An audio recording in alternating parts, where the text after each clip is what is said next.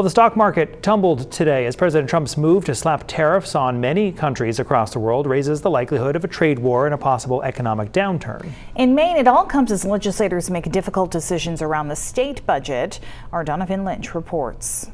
One very bad day on Wall Street isn't suddenly going to tank Maine's finances, but a recent move by the state treasurer's office is showing us more about how the state views its economic future. So we take no risks with the checkbook, right? We don't want to lose any of the people's money. Liberation Day.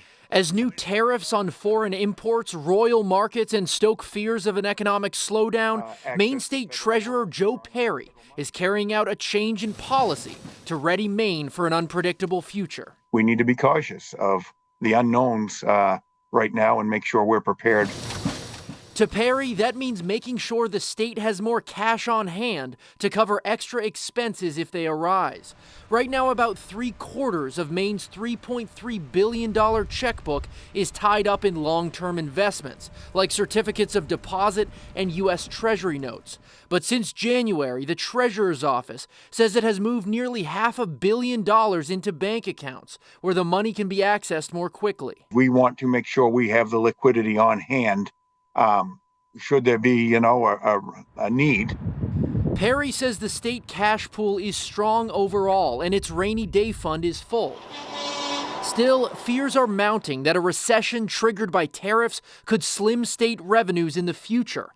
All this coming as legislators at the State House look towards passing a second 2-year spending package in the coming months. Is the short-term pain worth the long-term gain? We don't know yet. For some lawmakers, like Republican State Representative Gary Drinkwater, the hope is that tariffs will ultimately bring back manufacturing jobs to Maine, a vision shared by Maine Democratic Congressman Jared Golden. And I think that this is how the American economy should be focused into the future. Like rebuilding the middle class that almost no one argues is doing well, or has been for quite a while now. And we'll get a much better sense about how these economic moves are expected to impact state finances as the revenue forecast comes out on May 1st. That report will loom very large as lawmakers work on their Part 2 budget. In Augusta, Donovan Lynch, News Center, Maine.